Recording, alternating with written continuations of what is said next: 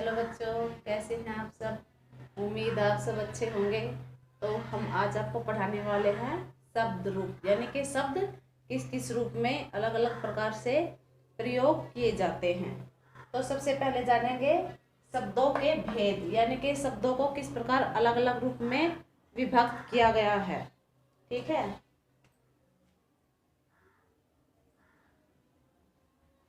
शब्दों के भेद मुख्य रूप से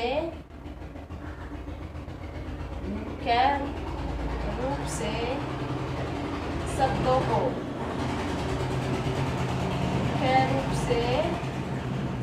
को पांच भागों में बांटा गया है। तो क्या हो गया, शब्द रूप मुख्य रूप से शब्दों को 5 भागों में बांटा गया है। कौन से हैं ये देखिए। नंबर 1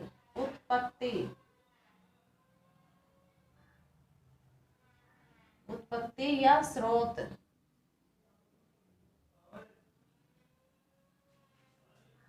उत्पत्ति या स्रोत के आधार पर। नंबर 2 अर्थ के आधार पर।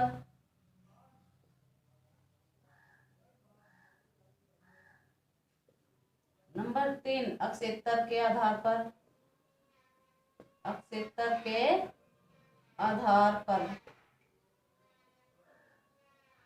नंबर 4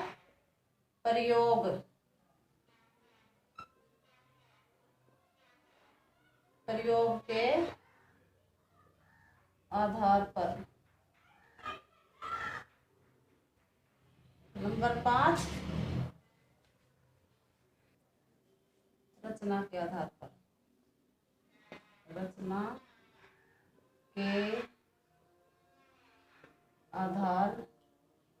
पर। ठीक है। तो शब्दों का भेद जानने के लिए हमें क्या करना पड़ेगा। सबसे पहले शब्दों के बारे में जाना जाता है कि शब्द कितने भागों में बांटे गए हैं, उनका अलग अलग प्रकार से किस प्रकार आगे वर्णन किया गया है। यानी कि सबसे पहले उत्पत्ति, यानी कि उनकी उत्पत्ति कैसे हुई है, किस चीज से मिलकर बने हैं, उत्पत्ति या स्रोत के आधार पर। और नंबर 2 है अर्थ, यानी कि उनका अर्थ क्या निकलता है, अर्थ के आधार पर। और नंबर 3 है अक्षेत्र के आधार पर।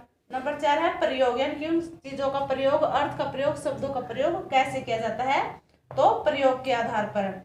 और नंबर 5 है रचना के आधार पर, यानी कि शब्दों की रचना वो किस प्रकार की जाती है, किन किन शब्दों से मिलकर उनकी रचना हुई है। तो इससे आगे जानते हैं। देखिए, सबसे पहले हम उत्पत्ति के आधार पर जानते हैं। तो सबसे पहले जानते हैं उत्पत्ति या स्रोत के आधार पर शब्दों के रूप। उत्पत्ति के आधार पर शब्दों को कितने रूप में विभक्त किया गया है, 5 रूपों में, 5 प्रकार से विभक्त किया गया है। 5 प्रकार से विभक्त किया गया है। नंबर 1 तत्सम। नंबर 2 तद्भव। नंबर 3 देशज। नंबर 4 विदेशज। नंबर 5 संकर। ठीक है। तो क्या हुआ, उत्पत्ति के आधार पर शब्दों को कितने रूप में विभक्त किया गया है, 5 प्रकार से। तत्सम, तद्भव, देशज, विदेशज और संकर। आगे हम इनके बारे में खुल के बताते हैं। देखिए, तत्सम शब्द क्या है। तत्सम शब्द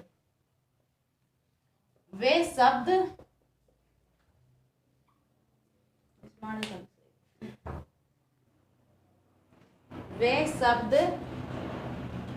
जो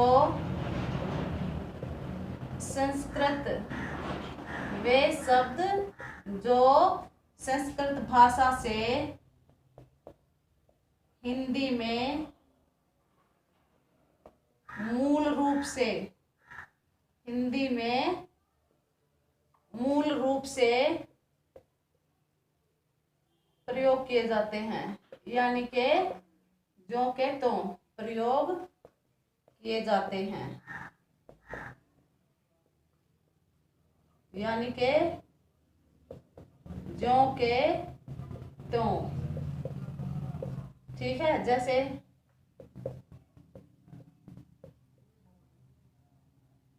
घटक,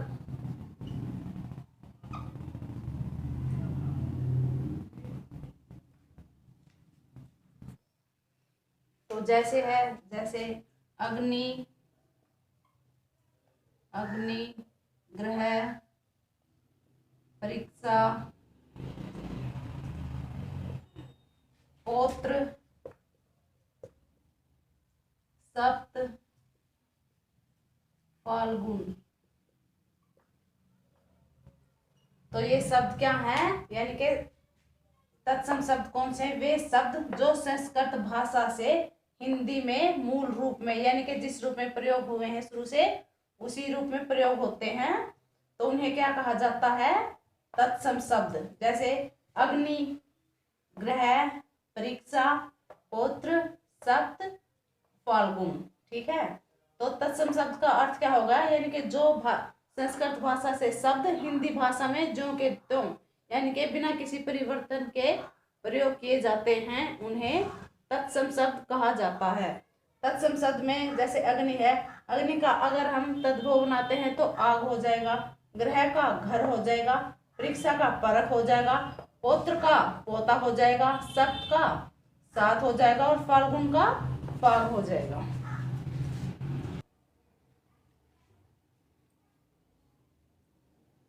अब आगे है तद्भव शब्द। ठीक है, तो तद्भव शब्द का अर्थ क्या है? वे शब्द जो संस्कृत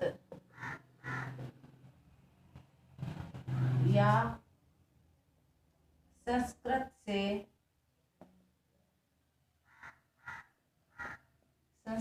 से विकृत भाषा, पाली,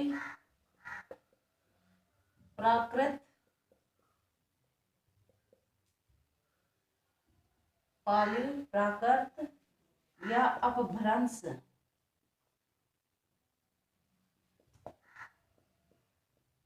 पाली, प्राकृत या अपभ्रंश से हिंदी में प्रयुक्त हुए हैं या हिंदी में आए हैं, उन्हें क्या कहते हैं? उन्हें तद्भव शब्द कहते हैं। उन्हें तद्भव शब्द कहते हैं। तद्भव का क्या अर्थ हो गया? तद प्लस भव, यानी के उससे, उससे किससे? संस्कृत से, यानी के संस्कृत से उत्पन्न शब्द।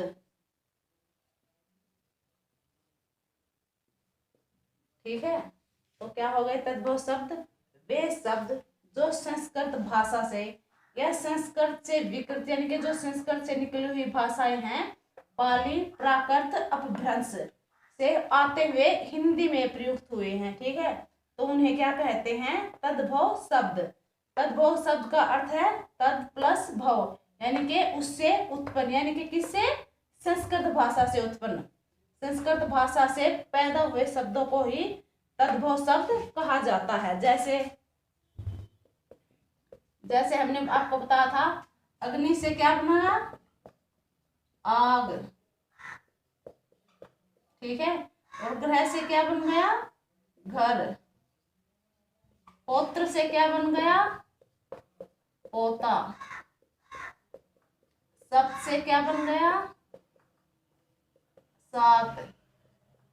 ठीक है, तो समझ गए? तद्भव शब्द यानी कि वे शब्द जो संस्कृत भाषा से स्वयं से आए हैं या संस्कृत भाषा से निकली जो भाषा है, यानी कि पाली, प्राकृत, अपभ्रंश से आते हुए हिंदी में प्रयुक्त हुए हैं, तो उन्हें क्या कहते हैं? तद्भव शब्द कहा जाता है। तद्भव का अर्थ है तद प्लस भव, यानी कि उससे उत्पन्न, यानी कि संस्कृत से उत्पन्न हुए शब्दों को क्या कहते हैं?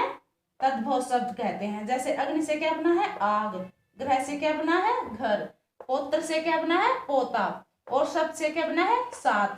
तो इससे आगे का भाग देखते हैं देशज। तो आगे है देशज शब्द। देशज शब्द से जैसे पता चलता है कि इसका अर्थ क्या है? देसी भाषा में प्रयुक्त होने वाले शब्द, यानी कि जो आम बोलचाल की भाषा में प्रयोग किए जाते हैं। देशज शब्द कौन से शब्द हैं? वे शब्द हैं जिनका ये नहीं पता कि वे किस भाषा से प्रयुक्त हुए हैं। इनके बारे में ये नहीं पता कि ये किस भाषा से लिए गए हैं।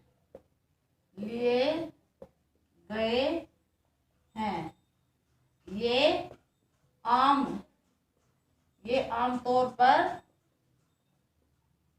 जो बोलचाल की भाषा होती है, ये आमतौर से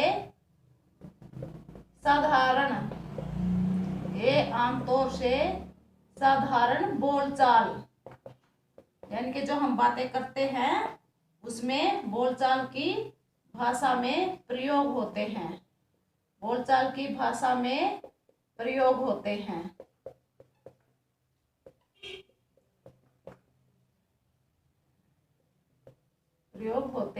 जैसे देखिए कैसे है? लोटा, डिब्बा, डिबिया। तो हम इनके बारे में ये नहीं बता सकते किस भाषा से आए हैं, ठीक है ना। तो देशज शब्द कौन से हैं, इनके बारे में ये नहीं पता कि कौन सी भाषा से प्रयुक्त किए गए हैं। इनका प्रयोग कैसे किया जाता है? जनसाधारण में, यानी कि आम बोलचाल की भाषा में इनका प्रयोग किया जाता है। जैसे लोटा, लोटे का ये नहीं पता किस भाषा से आया है। ऐसे ही डिबिया और ऐसे ही डिब्बा, ठीक है ना। तो देशज शब्द का अर्थ क्या हो गया? ऐसे शब्द जो आम बोलचाल की भाषा में प्रयोग किए जाते हैं, मगर उनका ये नहीं पता कि वे किस भाषा से हिंदी भाषा में प्रयुक्त हुए हैं, ठीक है। जैसे कौन से हो गए? लोटा, डिब्बा, डिबिया आदि, ठीक है। तो इससे आगे है विदेशज शब्द।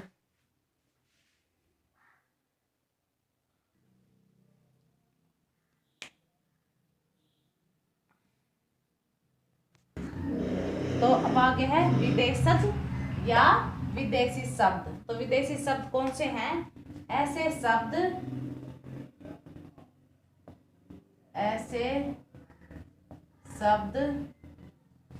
जो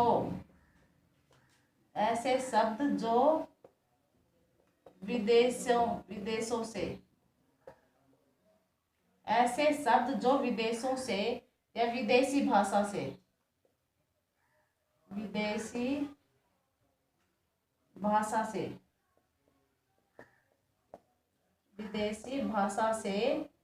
ज्यों के त्यों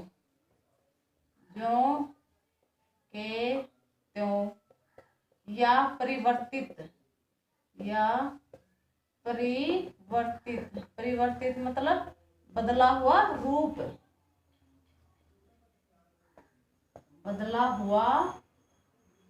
रूप, परिवर्तित का मतलब क्या हो गया? बदला हुआ रूप।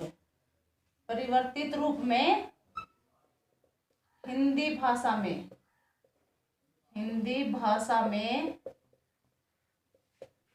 प्रयुक्त हुए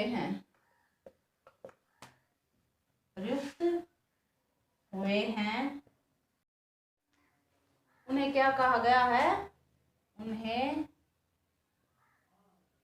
विदेशज या विदेशी शब्द कहा गया है, या विदेशी शब्द कहा गया है।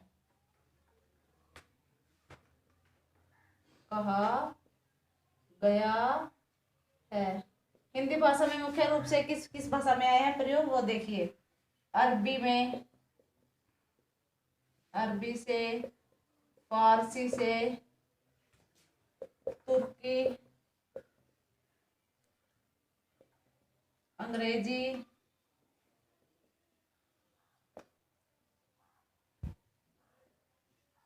फ्रेंच। तो किस किस भाषा से आए हैं? किस किस भाषा से आए हैं? अरबी से, फारसी से, तुर्की से और अंग्रेजी और फ्रेंच से।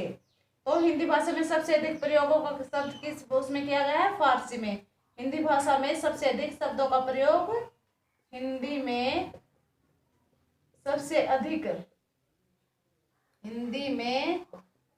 सबसे अधिक फारसी भाषा के शब्दों का प्रयोग किया जाता है। हिंदी में सबसे अधिक फारसी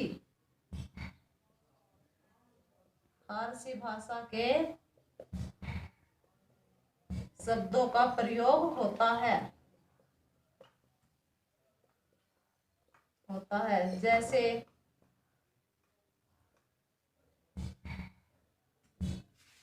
आराम, हराम, कबूतर, चबूतरा।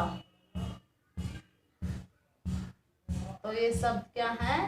इस भाषा के हैं, फारसी के। ठीक है, तो विदेश शब्द का सब मतलब आप समझ गए, यानी कि जो विदेशी भाषा से शब्द हिंदी भाषा में जो के तो या परिवर्तित रूप में यानी कि बदले हुए रूप में प्रयोग किए जाते हैं, उन्हें विदेशज या विदेशी शब्द कहते हैं। हमारी हिंदी भाषा में किस किस भाषा से आए हैं? अरबी, फारसी, तुर्की, फ्रेंच, अंग्रेजी। ठीक है, इन सब भाषा से शब्द हमारी हिंदी भाषा में प्रयुक्त किए गए हैं, उन्हें विदेशज शब्द कहते हैं। जैसे आराम, हराम, कबूतर, चबूतरा आदि। आगे देखते हैं संकर शब्द। अब आगे हम बताते हैं संकर शब्द के बारे में। संकर शब्द यानी कि संकर शब्द जो हैं दो अलग अलग विदेशी भाषाओं के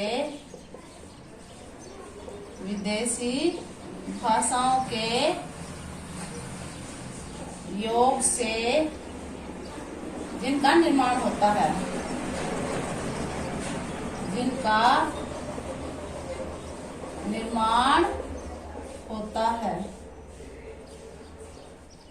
ठीक है। तो संकर शब्द क्या हो गए?